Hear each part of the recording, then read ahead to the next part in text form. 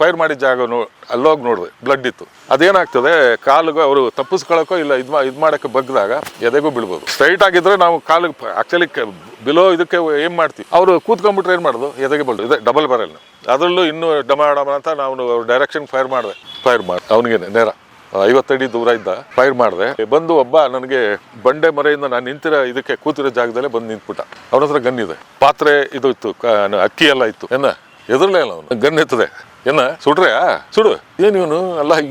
ಆಮೇಲೆ ನೋಡಿದ್ರೆ ಅಲ್ಲಿ ಎಷ್ಟು ಜನ. ಅದಾದ್ಮೇಲೆ ಗನ್ ಸಿಕ್ತು. ಶಿಕಾರಿಯವರು ಮಾಡಿರೋ ಕತೆ ಅಂದ್ರೆ ಅವರೇ ಶಿಕಾರಿಗಳು. ಈಗ ಬಹುದೊಡ್ಡ ಚರ್ಚೆ ರಾಜ್ಯದಲ್ಲಿ ಅಂದ ಕೂಡಲೇನೆ ಎನ್ಕೌಂಟರ್ ನಡೆದಿದೆ. ನೀವೇ 30-35 ವರ್ಷ ಸರ್ವಿಸ್ ಆ ಜಾಗದಲ್ಲಿ ಮಾಡಿದಂತವ್ರು, ನಿಮ್ ಕಾಲದಲ್ಲಿ ಒಂದ್ ಎನ್ಕೌಂಟರ್ ಆಗಿಲ್ಲ ಅನ್ಕೊಳ್ತೀವಿ. ಇಲ್ಲ, ಆಗಿದೆ ಅಂತ. ಇನ್ನೊಂದೇನಂತಂದ್ರೆ ಜೀವ ಯಾರ್ದು ಹೋಗಿಲ್ಲ ಅಂದ್ರೆ ನಾವು ಏನ್ ಮಾಡ್ತಿದ್ವು, ರೈಫಲ್ ಜೊತೆಗೆ ಇದು ಡಬಲ್ ಬ್ಯಾರಲ್ ಗನ್ ಇರ್ತಿತ್ತು. ನಾವು ಆದಷ್ಟು ಅವಾಯ್ಡ್ ಮಾಡಕ್ಕೆ, ಯಾಕಂದ್ರೆ ನಾವು ಸರಿಗೆ ಯಾವ ತರ ಜಾಗದಲ್ಲಿ ಕೂರ್ತಿದ್ವು ಅಂದ್ರೆ ಹಿಡಿಯೋ ತರದ್ದು ಒಂದು ಚಾನ್ಸ್ ನಮಗೆ ಇರ್ತಿತ್ತು. ಅದರಿಂದ ಫೈರ್ ಮಾಡಿದ್ರು, ಒಂದು ಏರ್ ಫೈರ್ ಮಾಡಿದ್ರು ಬೇಕಾದ್ರೆ ಅವರು ಹೆದರ್ಬಿಟ್ಟು ನಿಂತ್ಕೊಳ್ಳೋ ಚಾನ್ಸ್ಗಳಿತ್ತು. ಅಂದ್ರೆ ಕೆಲವು ಅದೇ ಒಂದು ಇನ್ಸಿಡೆಂಟ್ ಅಲ್ಲಿ ಯಾವ ತರ ಆಗೋಯ್ತು ಅಂತಂದ್ರೆ, ನಾವು ಒಂದ್ ಕಡೆ ಅದೇ ಇಲ್ಲಿ ಶಿಕಾರಿಗೆ ಬರ್ತಾರೆ ಅಂತ ಒಂದು ಬಂಡೆ ಮಧ್ಯೆ ಹೋಗಿ ಕೂತಿರ್ಬೇಕಾದ್ರೆ ಅಲ್ಲಿಂದ ಇದ್ದಕ್ಕಿದ್ದಂಗೆ ಜನಗಳು ಬರಕ್ ಶುರು ಆದ್ರು. ಲೈಟ್ಗಳೆಲ್ಲ ಫ್ಲಾಶ್ ಆಗ್ತಿದೆ. ಸೊರೆಕಾಯಿ ಮಾಡುವಂತ ಫಾರೆಸ್ಟ್ ಏರಿಯಾ ಮಾದೇಶ್ವರ ಬೆಟ್ಟ. ಇದೇನು ಇವರು ಈ ನಮ್ ಕಡೆಗೆ ಬರ್ತಾ ಇದಾರೆ ಅವರೆಲ್ಲ.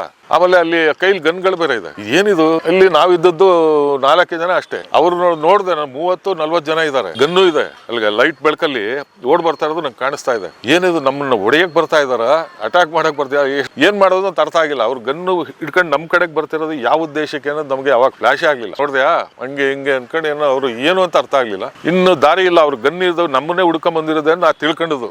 ಬಂದು ಒಬ್ಬ ನನಗೆ ಬಂಡೆ ಮರೆಯಿಂದ ನಾನು ನಿಂತಿರೋ ಇದಕ್ಕೆ ಕೂತಿರೋ ಜಾಗದಲ್ಲೇ ಬಂದು ನಿಂತ್ಬಿಟ್ಟ.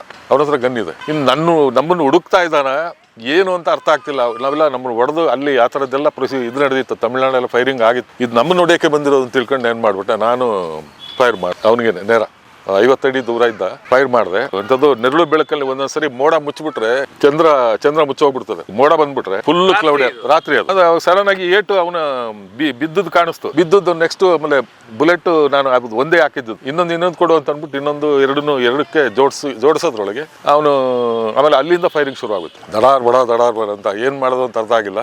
ನನ್ನ ಹತ್ರ ಇರೋದು ಅವನು 1 ಬುಲೆಟ್ ಇದ್ದದ್ದು ತಿರುಗಿ 2 ಹಾಕೊಂಡೆ. 7 ಬುಲೆಟ್ ಇರೋದು, 30 ಜನ ಇದ್ದಾರೆ. ಏನ್ ಮಾಡೋದು ಈಗ, ಇದು ಫೈರ್ ಮಾಡಿ ಮುಗ್ದೋಗ್ಬಿಟ್ಟು. ಇಲ್ಲ ಅಂದ್ರೆ ನಮ್ಮ ಮೇಲೆ ನಾವು ಏಟ್ ತಿಂತೀವಿ, ಅರ್ಥನೇ ಆಗ್ತಿಲ್ಲ. ಗನ್ಗಳಿದೆ, ಫೈರಿಂಗ್ ನಡೀತಾ ಇದೆ.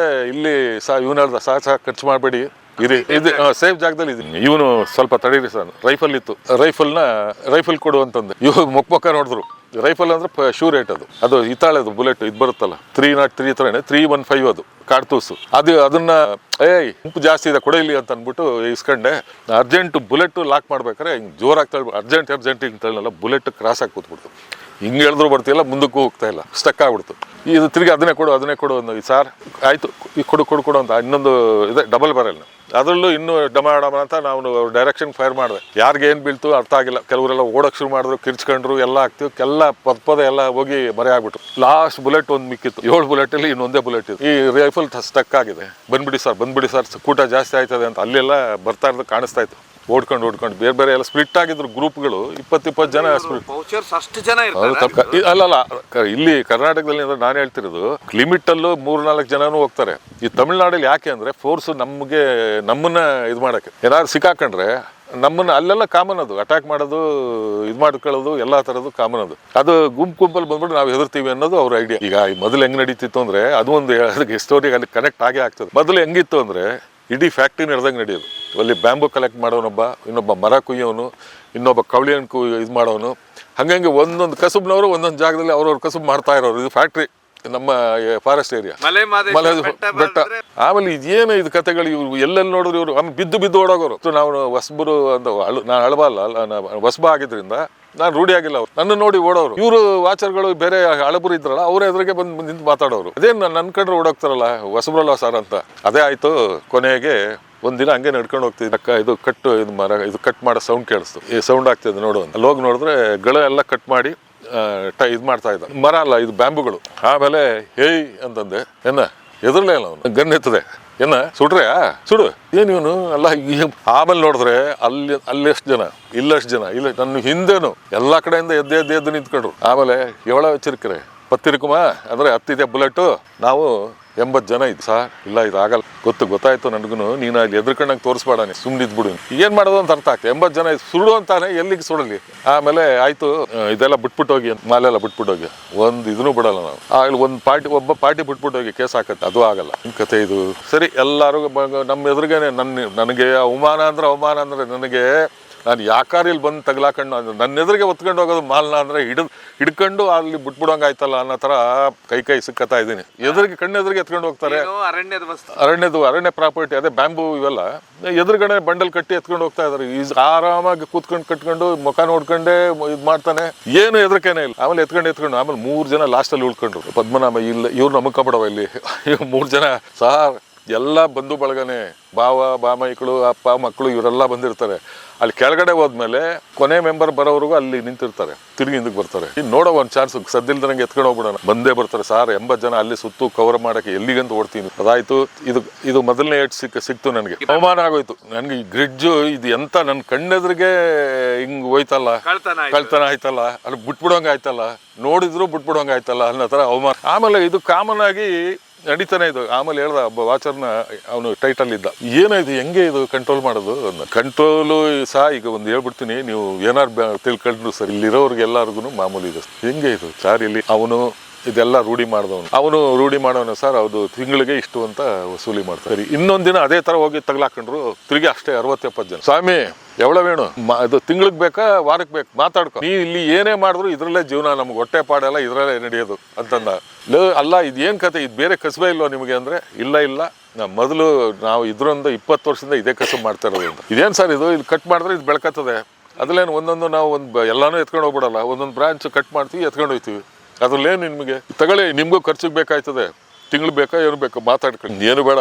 ಈಗ ಬಂದು ಹಿಂಗಾದ್ರೆ ಹೆಂಗೆ ಅರಣ್ಯನ ಉಳಿಸೋದು ಹೆಂಗೆ ಇಲ್ಲಿ ಈ ಥರದ್ದು ಹಿಂಗೆ ಅಟ್ಯಾಕ್ ಮಾಡ್ತಾ ಇದ್ರೆ ಸಾರ್ ಈಗ ಹೆಂಗಾಗಿದೆ ಅಂತಂದ್ರೆ ಆಗ ಸೀಕ್ರೆಟ್ ಗೊತ್ತು ಅಷ್ಟು ಜನ ಯಾಕೆ ಬರ್ತಾರೆ ಅಂದ್ರೆ ಎಲ್ಲ ಅವ್ರವ್ರ ಕಸಬುಗಳು ಅವ್ನು ದೊಡ್ಡ ಮರಕ್ಕೆ ಹೋದವನು ಬೀಟೆ ಮರಕ್ಕೆ ಹೋದವನು ಅವ್ರದ್ದೇ ಒಂದು ಬ್ಯಾಚ್ ಈ ಮರ ಶಿಕಾರಿ ಬರೋರೆ ಅವ್ರದ್ದೇ ಒಂದು ಬ್ಯಾಚು ಎಲ್ಲರೂ ಆರ್ಗನೈಸ್ ಆಗಿ ಒಟ್ಟಿಗೆ ಬರೋದು ಊಟ ತಿಂಡಿ ಆ ಮುದ್ದೆ ಕಂಬನ್ ಗಂಜಿ ಅಂತ ಮಾಡ್ಕೊಂಬರ್ತಾರೆ ಅದು ಭಾರಿ ಶಕ್ತಿ ಅಂತ ಅದೇನೋ ಅದು ಬರೀ ಅಷ್ಟೇ ಕುಡಿಯೋದು ಅವರು 3 ದಿನ ತಡ್ಕೊತಾರೆ 3 ದಿನದವ್ರಿಗೆ ಕೆಸಬಲ್ಲಿ ಆ ಒಂದು ಚೆಂಬಲ್ಲಿ ಇಟ್ಕೊಂಬಂದಿರ್ತಾರಲ್ಲ ಅದರಲ್ಲೇ ಕೆಲಸ ಮಾಡ್ಕೊಂಡು 3 ದಿನ ಎಲ್ಲ ಥರ ಡ್ರೆಸ್ ಮಾಡ್ಕೊಂಡು ಹೋಗ್ಬಿಡ್ತಾರೆ ಅಲ್ಲೇ ಡ್ರೆಸ್ಸಿಂಗು ಗಂಧ ಹೊಡೆದ್ರು ಅಲ್ಲೇ ಸಿಪ್ಪೆ ಎಲ್ಲ ಅಲ್ಲೇ ಕತ್ತರಿಸ್ಬಿಟ್ಟು ಒಳಗಿನ ಸೇಗ್ ತಗೊಂಡು ಹೋಗ್ತಾರೆ ಮಲೆ ಮಹದೇಶ್ವರ ಬೆಟ್ಟ ಇದರಲ್ಲಿ ರಿಸರ್ವ್ ಫಾರೆಸ್ಟ್ ಆಗ ರಿಸರ್ವ್ ಫಾರೆಸ್ಟ್ ಅದು ವೈಲ್ಡ್ ಲೈಫ್ ಅಲ್ಲ ಇನ್ನು ಈಗ 2013 ವೈಲ್ಡ್ ಲೈಫ್ ಆಗೋಯ್ತು ಭಾರಿ ಕಾನೂನು 7 ವರ್ಷ ಈಗ ಸಿಂಪಲ್ ಆಗಿ ಏನೇ ಮಾಡಿ ರೆಸ್ಪಾನ್ಸಿಂಗು ಇನ್ಯಾವುದೋ ಒಂದು ಸೆಕ್ಷನ್ ಹಾಕ್ಬಿಡ್ತು ಅಂತಂದ್ರೆ 7 ವರ್ಷ ಜೈಲು ಆಕ್ಚುಲಿ ನ್ಯಾಷನಲ್ ಪಾರ್ಕ್ ಅಂತ ಡಿಕ್ಲೇರ್ ಆಗ್ಬಿಡ್ತು ಅಂತಂದ್ರೆ ಪ್ರಧಾನಮಂತ್ರಿನೂ ಪರ್ಮಿಷನ್ ಕೇಳ್ಕೊಂಡು ಬರ್ಬೇಕು ನಮ್ಮ ಅಧಿಕಾರಿಯಿಂದ ವೈರ್ಲೆಸ್ ಬರ್ತದೆ ಈ ತರ ಬರ್ತಾ ಇದ್ದಾರೆ ಅವ್ರನ್ನ ಒಳಗ್ ಬಿಡಿ ಅವ್ರು ಮೀಟಿಂಗ್ ಬರ್ತಾ ಇದ್ದಾರೆ ಇನ್ನೇನೋ ಒಂದು ನಮ್ಗೆ ಇಂಟಿಮೇಷನ್ ಬಂದ್ರೆ ಮಾತ್ರ ನಾವು ಆ ವೆಹಿಕಲ್ನ ಇನ್ನೇನೋ ಒಳಗ್ ಬಿಟ್ಕೋತೀವಿ ನಾನು ನಮ್ಮ DF ಇವ್ರಿಗೆಲ್ಲ ಹೇಳಿದೆ ಸರ್ ಇಲ್ಲಿ 100-200 ಜನ ಬರ್ತಾರೆ ಯಾವ ತರ ಮಾಡೋ ಸರ್ ಈಗಲೇ ಫೈರಿಂಗ್ ಮಾಡೋಕ್ಕೆ ಅಧಿಕಾರ ಇಲ್ಲ ಆಗ ಫೈರಿಂಗ್ ಮಾಡೋಕ್ಕೆ ಆರ್ಡರ್ ಇಲ್ಲ ಆಗ ಅದು ವೈಲ್ಡ್ ಲೈಫ್ ಆಗಿರ್ಲಿಲ್ಲ ಈಗಿದೆ ಸೆಲ್ಫ್ ಡಿಫೆನ್ಸ್ ಅಂತ ಇದರಲ್ಲಿ ಈಗ ಏನಂತಂದ್ರೆ ಕತ್ಲಲ್ಲಿ ನಾವು ಇನ್ನೊಂದು ಹೇಳ್ತೀನಿ ಎಲ್ಲ ಫೈರ್ ಮಾಡಿಬಿಟ್ರು ಕಾಲು ಹೊಡಿಬೇಕು ಕೈ ಹೊಡಿಬೇಕು ಅನ್ನೋದು ಕಥೆಗಳು ಬರ್ತದೆ ಈಗ ಹೆಂಗೆ ಅಂತಂದ್ರೆ ಈ ಕತ್ಲಲ್ಲಿ ಇದ್ದಕ್ಕಿದ್ದಂಗೆ ಫ್ಲಾಶ್ ಆಗ್ತದೆ ಒಂದು ಗನ್ ಕಾಣಿಸ್ಬೋದು ನಮಗೆ ಈಗ ಅವ್ರ ಹತ್ರ ಇನ್ನೂ ಅವ್ರು ಹಿಂದೆ ಮುಂದೆ ಎಷ್ಟು ಜನ ಇದ್ದಾರೆ ಗನ್ಗಳು ಎಷ್ಟಿದೆ ನಮಗೆ ಗೊತ್ತಾಗಲ್ಲ ವೆಪನ್ಸ್ ಅದು ಸ್ಟ್ರಾಂಗ್ ವೆಪನ್ ಇನ್ನೇನು ಅನ್ನೋದು ನಮ್ಗೆ ಅರ್ಥ ಆಗಲ್ಲ ಏನಾದ್ರು ಅವರು ಗಾಬರಿ ಇಲ್ಲ ಸೆಲ್ಫ್ ಡಿಫೆನ್ಸ್ ಅವರು ಹೆದರ್ಕೊಂಡು ನಮ್ಮ ಕಡೆಗೆ ಫೈರ್ ಮಾಡ್ತಾರೆ ಆಗ ನಾವು ಆ ಡೈರೆಕ್ಷನ್ಗೆ ಇನ್ನೇನಿಲ್ಲ ಆ ಡೈರೆಕ್ಷನ್ಗೆ ಹೊಡಿತೀವಿ ಅವರು ಕೂತಿರ್ತಾರೋ ನಿಂತಿರ್ತಾರೋ ಬಗ್ಕೊಂಡಿರ್ತಾರೋ ಅದು ನಮಗೆ ಗೊತ್ತಾಗಲ್ಲ ಅದೇನಾಗ್ತದೆ ಕಾಲಿಗೆ ಅವರು ತಪ್ಪಿಸ್ಕೊಳಕ್ಕೋ ಇಲ್ಲ ಇದು ಮಾಡೋಕ್ಕೆ ಬಗ್ಗಿದಾಗ ಎದೆಗೂ ಬೀಳ್ಬೋದು ಸ್ಟ್ರೈಟ್ ಆಗಿದ್ರೆ ನಾವು ಕಾಲಿಗೆ ಆಕ್ಚುಲಿ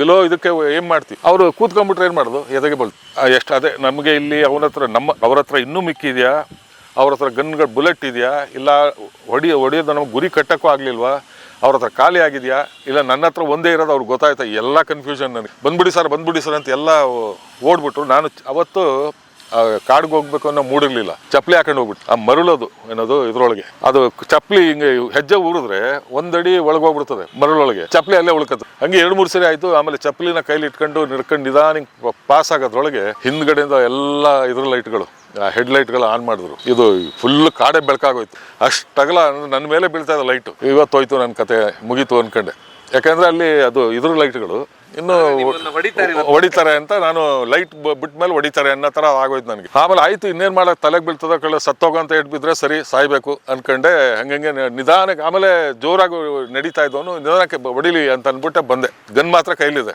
ಆಮೇಲೆ ದಾಟ್ಕೊಂಡು ಬಂದೆ, ಏನು ಫೈರು ಆಗ್ಲಿಲ್ಲ. ಇದೇನ್ ಕತೆ, ಜೀಪ್ ಇಲ್ಲಿ ಅಲ್ಲಿದೆ, ಜೀಪ್ ಹತ್ರ ಹೋಗ್ತದೆ, ಅಲ್ಲಿ ಹೊಡಿಬೋದು ಅನ್ಕೊಂಡೆ, ಅಲ್ಲೂ ಬೀಳಿ ಅಲ್ಲೂ ಹೊಡಿಲಿ, ಏನ್ ಕತೆ ಇದು. ಆಮೇಲೆ ಜೀಪ್ ಹತ್ತಿ ಕೂತ್ಕೊಂಡಾಗ ಜೀಪ್ಗೆ ಹೊಡಿತಾರೆ ಅನ್ಕೊಂಡೆ, ಆಗ್ಲೂ ಹೊಡಿಲಿಲ್ಲ. ಏನಿದು, ಸ್ಟಾರ್ಟ್ ಮಾಡು ಆಮೇಲೆ ಶಾರ್ಟ್ ಕಟ್ ಅಲ್ಲಿ ಹೊಡಿ, ಈ ರೂಟ್ ಬೇಡ ಅಂತ. ನನಗೆ ಅವಾಗ ಅನ್ಸ್ಕತ್ತು ಜೀಪ್ನೇ ಅಡ್ಡ ಹಾಕಿ ಜೀಪ್ನೇ ಕಂಪ್ಲೀಟ್ ಸುಟ್ಟಾಕ್ಬಿಡೋದು ನಮ್ಮನ್ನ ಸೇರಿಸಿ ಅಂತ.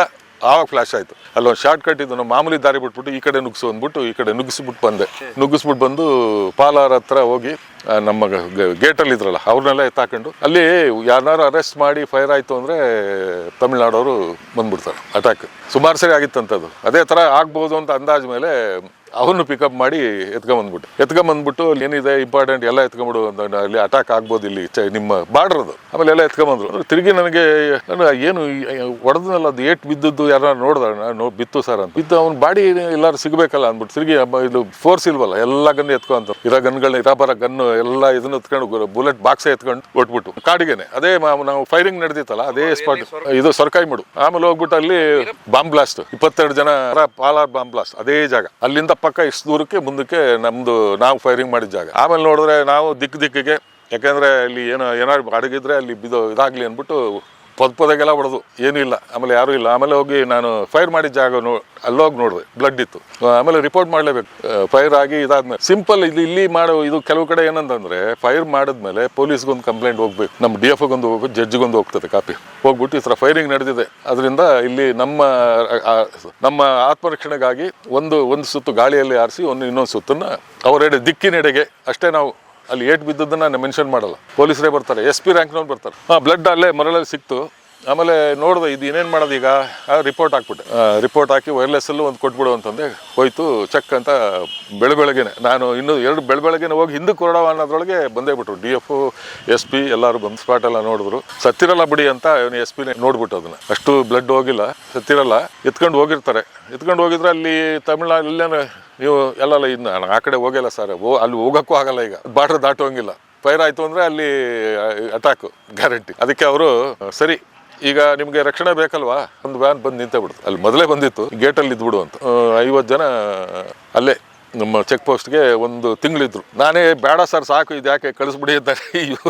ಯಾವುದು ಅದಾದಮೇಲೆ ತಿರುಗಿ ಅಲ್ಲಿ ಕೊನೆಗೆ ಸುದ್ದಿ ಬಂತು, ಅವನು ಬುಲೆಟ್ ಬಿದ್ದಿತ್ತು, ಅವನು ಸಾಯ್ಲಿಲ್ಲ, ಅವನಿಗೆ ಇದು ಹಿಂದಕ್ಕೆ ಈ ಜಾಗದಲ್ಲಿ ಬಿದ್ದುಬಿಟ್ಟು ಅವನು ಡಾಕ್ಟರ್ ಹತ್ರ ಪೊಲೀಸ್ ಕಂಪ್ಲೇಂಟ್ ಎಲ್ಲ ಆಗಿ ಅವನು ಎಲ್ಲಿಂದ ಆಯ್ತು ಅಂತ ಎಲ್ಲ ಹೇಳಿದಾನೆ. ಅವನು ಇರೋ ವಿಚಾರನೇ ತಮಿಳ್ನಾಡಲ್ಲಿ ಹೋಗಿ ಹೇಳಿದಾನೆ ಈ ಥರ ಅಂತ. ನಮ್ಗೇನು ಮಾಡ್ತಾನೆ, ನಮ್ಮ ಹತ್ರಕ್ಕೆ ಯಾರು ಎನ್ಕ್ವೈರಿಗೆ ಬರ್ಬೋದು ಅನ್ಕೊಂಡ್ರೆ ಇಲ್ಲ, ಒಳ್ಳೇದಾಯ್ತು ಅವ್ನು ಯಾರು ಅಂತ. ಈಗ ನಾವು ಇನ್ನೂ ಗ್ರಿಪ್ ಸಿಕ್ತು, ಇದು ಮಾಡೋಣ ಅಂತ ಅನ್ಕೊಂಡು ನಾವು ಟ್ರೀಟ್ಮೆಂಟ್ ತಗೊಂಡು ಬಿಡುಗಡೆ. ಆಮೇಲೆ ಫುಲ್ ಅಮಾವಾಸ್ಯೆ ಕತ್ಲೆಲೆ ಶಿಕಾರಿಗೆ ಬರೋದವರು. ಆ ಟೈಮಲ್ಲಿ ನಾವು ಅಷ್ಟೇ. ಇನ್ನೊಂದೇನಂತಂದ್ರೆ ನಾವು ಹಳ್ಳಿಗೆ ಒಬ್ಬನ ಇನ್ಫಾರ್ಮೆಂಟ್ ಅಂತ ಇಟ್ಕೋತೀವಿ. ನೀವು ಸ್ಟ್ರೀಟ್ ಒಳಗೆ ಊರೊಳಗೆ ಯಾವನಾರು ರೌಡಿ ಸಿಕ್ಕಿದ್ರೆ ಅವನಿಂದ ಇನ್ನೊಬ್ಬ ರೌಡಿ ಹಿಡಿಬೋದು, ಅವನಿಂದ ಇನ್ನೊಬ್ಬ ಕನೆಕ್ಷನಲ್ಲಿ ಹೋಗ್ತದೆ. ಇಲ್ಲಿ ನಮಗೆ ಯಾರು ರಕ್ಷಣೆ ಇಲ್ಲ. ನಮ್ಮನ್ನ ಸಾಕ್ಷಿ, ನಮಗೆ ಬಿತ್ತ ಅವ್ರಿಗೆ ಬಿತ್ತ ಕೇಳಕ್ಕೂ ಮರಗಳಷ್ಟೇ ಸಾಕ್ಷಿ. ಅವ್ರು ಫೈರ್ ಮಾಡ್ಬಿಟ್ಟು ಹೋಯ್ತು ಅಂದ್ರೆ ನಮ್ದು ಹೆಣ ಬೀಳ್ತದಷ್ಟೇ ವ್ಯಾಲಿ ಒಳಗೆ. ಯಾಕಂದ್ರೆ ನಾವು ಕಾಡು ಕಾಯೋರು, ರಕ್ಷಣೆ ಮಾಡ್ಬೇಕಾದ್ರೆ ನಾವು ಕಳ್ತನಕ್ಕೆ ಬಂದಿರೋರು ಅವರು. ಈಗ ಕಾನೂನು ಈ ಥರ ಬದಲಾವಣೆಗಳಾಗಿದೆ ಅಂತ ಜಗಜ್ಜಾಹೀರಾಗಿದೆ. 2026 ಈಗ ಇಲ್ಲಿವರೆಗೆ ಬಂದಿದೆ. ಕಾಮನಾಗಿ ಎಲ್ಲ ಇವನು ದನ ಕಾಯೋನಲ್ಲ, ಇನ್ಯಾರು ಈಗ ತಾನೇ ಹುಟ್ಟಿರೋ ಮಗು ಗೊತ್ತು ಕಾನೂನೇನು. ಕಾಡಿಗೆ ಈಗ ಇಲ್ಲಿ ಅಷ್ಟು ಸುಲಭ ಅಲ್ಲ ಕಾಡು ಕಾಯೋದು. ಇವ್ರು 2-3 ಜನ ಸಿಬ್ಬಂದಿಗಳು ಹೋಗ್ಬಿಟ್ಟು ಅಲ್ಲಿ ಒಂದು 20-30 ಜನ ಬಂದು ವಿತ್ ವೆಪನ್ಸ್ ಬಂದ್ರೆ ಏನ್ ಮಾಡ್ಬೇಕಲ್ಲಿ, ಅವರು ತಪ್ಪಿಸ್ಕೊಳ್ಳೋ ಮೂಡಲ್ಲಿ ಫೈರ್ ಮಾಡ್ಬಿಟ್ಟು ಇವ್ರಿಗೆ ರಕ್ಷಣೆ ಮಾಡೋ ಮೂಡಲ್ಲಿ ಇವ್ರು ಫೈರ್ ಮಾಡ್ಬೇಕಾಗ್ತದೆ. ಏನಾರು ಆದ್ರೆ ಅದು ಆಕ್ಚುಲಿ ಅವ್ರ ಕಾಡು ಕಾಯೋದು, ಮನುಷ್ಯನ ಇದು ಮಾಡಬೇಕು, ಕೊಲೆ ಮಾಡಬೇಕು ಅನ್ನೋ ಉದ್ದೇಶ ಅವ್ರಿಗೆಲ್ಲ. ಕಾಡು ರಕ್ಷಣೆ, ಮರದ ರಕ್ಷಣೆ, ಅವ್ರದ್ದು ಇದ್ರೊಳಗೆ ಪ್ರಾಣಿ ರಕ್ಷಣೆ ಜೊತೆಗೆ ಇನ್ನೊಂದು ಏನೇ ಇದ್ರು ಅವ್ರಿಗೆ ರಿಮಾರ್ಕ್ ಆಗ್ತದೆ. ನೀನು ಯಾಕೆ ಆನೆ ಸತ್ತೋಯ್ತು, ಆನೆ ಹೊಡೆದ್ಬಿಟ್ರು, ಆನೆ ಕೊಂಬು ಹೋಯ್ತು, ಹುಲಿ ಹೊಡೆದ್ಬಿಟ್ರು, ಹುಲಿ ಚರ್ಮನೂ ಹೋಯ್ತು, ಅವಾಗೇನು ಮನೆ ಕಳಿಸ್ತಾರೆ. ನಾನು 2 ವರ್ಷ ದಾಟಿಲ್ಲ ಅಂದ್ರೆ ಟರ್ಮಿನೇಟ್ ಮಾಡ್ತಾರೆ. ಏನ್ ಮಾಡ್ಬೇಕು ನಾವಾಗ? ಜಿಂಕೆ ಅಂದ್ರೆ ಸಸ್ಪೆಂಡ್. ಏನಾಗುತ್ತೆ ಆಮೇಲೆ ಒಂದು ಬ್ಲಡ್ ಅಲ್ಲಿ ಸಿಗುತ್ತೆ ನಿಮಗೆ? ಬ್ಲಡ್ ಅಲ್ಲೇ ಮರಳಲ್ಲಿ ಸಿಕ್ತು. ಆಮೇಲೆ ನೋಡ್ದೆ ಇದು ಏನೇನ್ ಮಾಡೋದು ಈಗ ರಿಪೋರ್ಟ್ ಹಾಕ್ಬಿಟ್ಟೆ. ಸರ್ ಈಗ ಮೊನ್ನೆ ಒಂದು ನಡೀತು, 4 ಜನ ಅಲ್ಲಿಯವರೇ ಲೋಕಲ್ ಏಡ್ಸ್ ಕೃಷಿಕರಂತ ಅವ್ರು ಏನ್ ಮಾಡ್ತಾರೆ, ನೇರವಾಗಿ ಅಂತ ಹೇಳಿದ್ರೆ ಕಾಡಿಗೆ ಹೋಗಿರ್ತಾರೆ, ಅವ್ರ ಹಸು ಕಳೆದಿರುತ್ತೆ, ಹೀಗಾಗಿ ಹಸು ಹುಡ್ಕೊಂಡು ಹೋದವ್ರು ಅಲ್ಲೇ ಮಲಗಿರ್ತಾರೆ ಅಂತ. ಹಸುಗಳು ಆಕ್ಚುಲಿ ಏನಂತಂದ್ರೆ ಈಗ ನಮ್ಗೆ ಕಾಡೊಳಗೆ ಇಲ್ಲೂ ಅಷ್ಟೇ ಎಲ್ಲಾ ಕಡೆ ನೋಡಿದೀನಿ, ಅದು ಮೇಯ್ಸಕ್ಕೆ ಯಾರು ಬರಲ್ಲ ಒಳಗೆ. ಅಲ್ಲಿಂದ ಊರಿಂದ ಒಂದು ಟೈಮಿಂಗ್ ಇರ್ತದೆ, 10 ಗಂಟೆಗೆ ಅವರು ಊಟ ಗೀಟ ಮಾಡ್ಕೊಂಡು 10 ಗಂಟೆ ಬಂದು ಕಾಡು ಕಡೆಗೆ ಅಟ್ಟುಬಿಟ್ಟ ಅಂತಂದ್ರೆ ಮನೆಗೆ ಸೇರ್ಬಿಡ್ತಾರೆ. ತಿರುಗಿ ಅದನ್ನ ಮೇಯಿಸ್ಬೇಕಾಗಿಲ್ಲ, ಅದನ್ನ ಹಗ್ಗ ಇಟ್ಕೊಂಡು ಮೇಯಿಸೋದೇನಿಲ್ಲ, ಅದು ಎಲ್ಲ ಇದಿರಲ್ಲ, ಮೂಗ್ರಾಣಿನ ಅದೇನೋ ಇರುತ್ತಲ್ಲ, ಅದು ಯಾವ್ದು ಇರಲ್ಲ, ಅದಕ್ಕೆ ಫುಲ್ ಇದು ಫ್ರೀ ದನಗಳು. ಕೆಲವು ಸರಿ ನಮ್ಮೇಲೆ ಅಟ್ಯಾಕ್ ಮಾಡ್ಬಿಡ್ತಾವು. ಅದೇನೋ ಅದು ಮಂತ್ರ ಏನೋ ಅವರೆಲ್ಲ ಹೇಳ್ತಿದ್ರು, ಒಂದು ಕಡ್ಡಿ ಮಂತ್ರ ಮಾಡಿ ಹಿಂಗೆ ಇಟ್ಬಿಡ್ತಾರೆ ಸರ್, ಆ ಕಡ್ಡಿ ಬಿಟ್ಟು ಆ ಕಡೆ ದಾಟಲ್ಲ, ಅಷ್ಟೇ ಏರಿಯಾದಲ್ಲೇ ಮೇಯ್ತಾವೆ. ಆಮೇಲೆ ಮನುಷ್ಯನ ಮೇಲೆ ನೀವೇನಾದ್ರು ಅದಕ್ಕೆ ಅವ್ರು ಇದು ಮಾಡಕ್ ಹೋಯ್ತು ಅಂದ್ರೆ ಅದು ನಿಮ್ಮ ಮೇಲೆ ತಿರುಗಿ, ಆಮೇಲೆ ಏನ್ ತಿರುಗ್ತದೆ ಅಂತ ಹೋದೆ ನೋಡಿದ್ರೆ ಹಿಂಗೆ ಕೆಕ್ಕರಿಸ್ಕೊಂಡು ಹೆಂಗೆ ಎಲ್ಲ ಕೆಜ್ಜೆ ಹಿಡ್ತು, ಅಪ್ಪ ಸವಾಸ. ಆಮೇಲೆ ಹೇಳ್ದ ಅವ್ನು, ಈ ಥರ ಮಂತ್ರ ಮಾಡ್ತಾರೆ ಸರ್ ಅಂತ. ಅದೇನೋ ಮಂತ್ರ ತಂತ್ರ ಇರಲಿ ಅಂದರೆ ಕಾಮನ್ ಆಗಿ ಅದೇ ಮೇಯ್ಕೊಂಡು ಎಲ್ಲ ಇದರಲ್ಲಿ ಮೇಯ್ದ್ಬಿಟ್ಟು ಅದ್ರ ಪಾಡ್ಗದು ಸಾಯಂಕಾಲ ಟೈಮು ಅದಕ್ಕೆ ಗೊತ್ತು, 4-5 ಗಂಟೆಗೆ ಎಲ್ಲ ಒಂದು ಕಡೆಯಿಂದ ಒಂದೇ ದಾರಿಲಿ ಎಲ್ಲೂ ಮಿಸ್ ಆಗದೆ ಮನೆ ಒಳಗೆ ಹೋಗಿ ನಿಂತ್ಬಿಡ್ತವೆ. ಹುಡುಕಬೇಕಾದ ಪ್ರಮೇಯಗಳಿಲ್ಲ. ಕಾಡೊಂದು ಕಾಲ್ದಾರಿ ಇದೆಲ್ಲ ಗೊತ್ತಿರ್ತದಲ್ಲ, ಮೇಯ್ಕೊಂಡು ಹೋದ್ಮೇಲೆ ಒಂದು ಸೀದಾ ಮನೆಗೆ ಅವ್ರವ್ರ ಮನೆಗೆ ಅಷ್ಟು ದನಗಳು ಎಲ್ಲಾರ್ದು ಇರ್ತದರಲ್ಲಿ, ಅವ್ರವ್ರ ಮನೆಗೆ ಹೋಗಿ ತಲುಪ್ಕೊತದೆ. ಇಲ್ಲಿ ನಾನು ಕಾಮನ್ ಆಗಿ ನೋಡಿ ಯಾವನು ಹಿಡ್ಕೊಂಡು ಮೇಯಿಸಿದ್ದನ್ನ ಇದುವರೆಗೂ ನೋಡಿಲ್ಲ.